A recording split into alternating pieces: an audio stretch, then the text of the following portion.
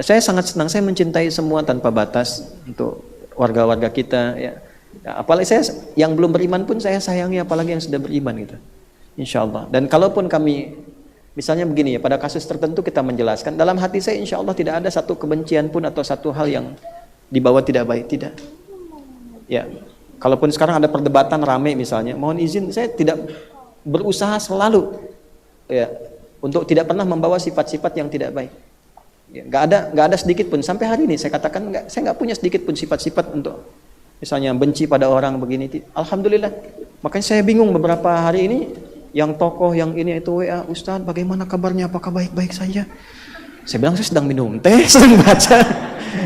Alhamdulillah saya bilang saya nggak ada masalah gitu. Dan saya pun nggak tahu ada apa.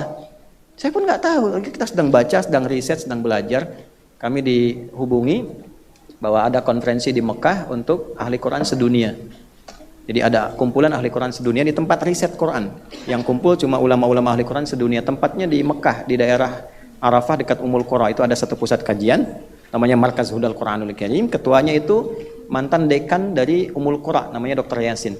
Ya, beliau itu mendirikan suatu lembaga think tank mengumpulkan ahli Quran sedunia, dikeluarkan tema, setiap tema dari setiap ayat di Quran.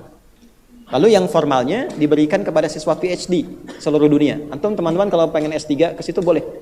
Ya, nah nanti ngambil tema di situ dari semua negara, dibimbing satu dari situ oleh ulamanya, dua dari yang luar, nanti disidangkan.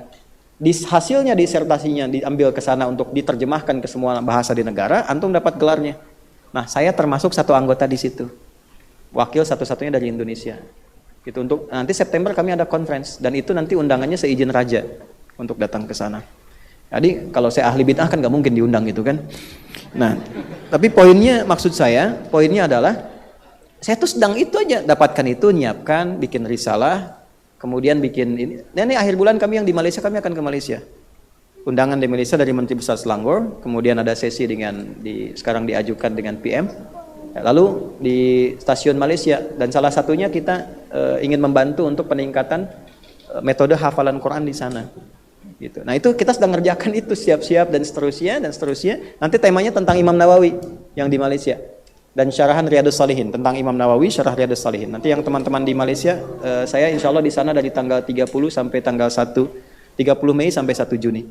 Dia sedang mengerjakan itu, tiba-tiba datang WA, ada telepon tanya, saya bilang saya nggak ada masalah, saya nggak tahu apapun. Oh, rupanya yang rame sudah ada vonis kufur itu dari satu daerah dan sebagainya. Oh, innalillah, saya bilang saya nggak ada apa-apa.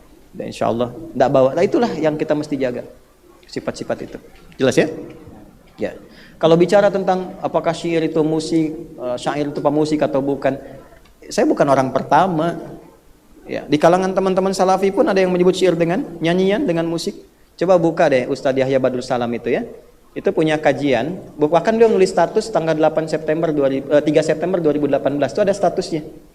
Ya, bagi yang masih suka musik bla bla bla, terus mengutip hadis Al-Bukhari tentang syair diterjemahkan dengan nyanyian. Atau buka deh, ini akun Jakarta Mengaji, buka yang bulan Juli ya, tahun kemarin 2023 ya, yang judulnya tulis saja Ustadz Yahya musik para dai yang menghalalkan musik, itu menerangkan tentang itu, nanti di ujungnya dibahas tentang syair diterjemahkan dengan nyanyian. Ya, syair itu disebut nyanyian, bagian dari musik, tentang mengharamkan hukum musik. Dalilnya yang dipakai syair diterjemahkan dengan nyanyian, bagian dari musik. Jadi bukan saya, jauh-jauh hari juga sudah ada yang bilang. Gitu ya. Nah, jadi itu bukan bahasan baru, cuma memang mesti ada dasar ilmunya. Nah, ini nanti habis ini dipotong lagi nih video saya nih. Ya. Jadi hati-hatilah. Ini sekarang banyak kontainer, ya, kontainer pemburu konten. Ya. Cuma jangan sampai menjadi ahli makiyun ahli maki-maki, ya. Nah, itu jadi kita standar aja. Jadi ilmiah saja, ilmiah.